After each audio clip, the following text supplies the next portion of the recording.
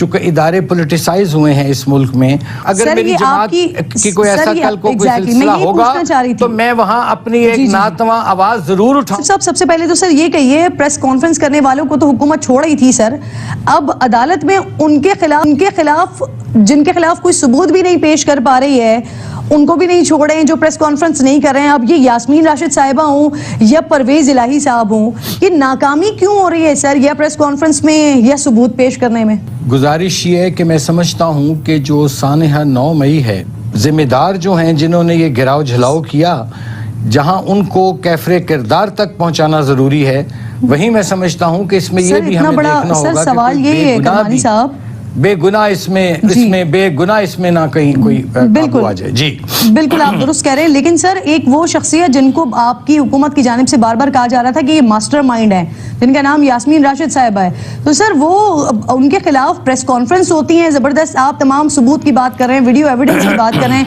लेकिन फिर अदालत में प्रोसिक्यूशन में वो सारी चीजें पेश नहीं की जाती। आईजी साहब फिर प्रेस कॉन्फ्रेंस करते हैं 40 मिनट की और फिर कहते हैं कि तमाम सबूत मौजूद हैं। तो सर जहां सबूत दिखाने हैं वहां सबूत दिखा नहीं रहे हैं, प्रेस कॉन्फ्रेंस में आकर बता रहे हैं। सर ये किस तरह के मामलात हैं? और फिर साथ में ये भी कि इतने घिनौने इल्जामात, इतने घिनौना काम, और वो एक प्रेस कॉन्फ्रेंस करें और छूट जाए। सर देखिए, इसमें मैं ये समझता हूँ कि गुज़श्ता चंद दिहाइयों से बिलखुसूस पाकिस्तान के जो इदारे हैं वो बिल्कुल ही एक तरह का डिसइंटीग्रेट हुए हैं, और जो लोग हैं मैं समझता हूँ कि वो इतनी ज़िम्मेदाराना तौर पर अपने फ़राइज़ अदा नहीं कर पा रहे हैं, चूँकि इदारे पोलिटिसाइज़ हुए हैं इस मुल्क में, और उसमें जो उनकी एक्सपर्टीज़ है वो मुतासर होती हैं।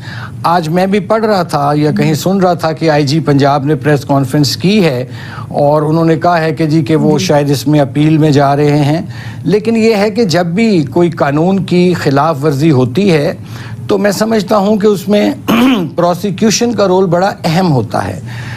एक चीज़ हुई है, इसमें तो कोई शक नहीं कोई फरिश्ते आकर तो उस दिन जिना हाउस या कोर कमांडर पर आग लगा के तो नहीं चले गए, तो या जीएचक्यू पर किसी ने कोई सुलेमानी तो ये नाअहली अगर यास्मीन राशिद साहिबा, जिनको मरकजी मुल्जिम आप लोगों की तरफ से कहा जा रहा है, जिनको मास्टरमाइंड कहा जा रहा है, अगर उनकी बरियत हुई है, पुलिस अगर कोई शवाहिद नहीं पेश कर सकी अदालत में, तो ये उनकी नाअहली है। मैं देखें जी, द मैटर इज बिटवीन, इस वक्त मुस्लिम लीग नून या इत्तेहादी हुकूमत तो पंजाब में नहीं है, और ये डोमेन है पंजाब गवर्नमेंट का जो इस वक्त केयर टेकर गवर्नमेंट है, and the matter is between निगरान जाने, पुलिस जाने, अदालतें जाने, और ये पंजाब हुकूमत जौन सी है उसकी चूंकि डोमेन में ये हुआ है, तो इसलिए उनको चाहिए कि इसमें जो भी मुल्जिमान हैं जिनके खिलाफ एविडेंस है वो कोई भी हो जी, उसके खिलाफ कार्रवाई होनी चाहिए, और जो बेगुनाह है उसको उसके साथ कोई ज्यादती नहीं होनी चाहिए। मेरा तो ये बड़ा एक जी, लेकिन इशू ये है सर कि जो प्रेस कॉन्फ्रेंस कर रहे हैं, जो आके सबूत और शवाहिद के बारे में बता रहे हैं, वो आपकी जमात के वज़रा ही है ना सर, जो आके बता रहे हैं, और फिर अभी आप कह रहे हैं कि ये निगरां हुकूमत जाने और वहाँ की पुलिस जाने, बहरहाल कोई सबूत और शवाहिद नहीं पेश किए जा सके।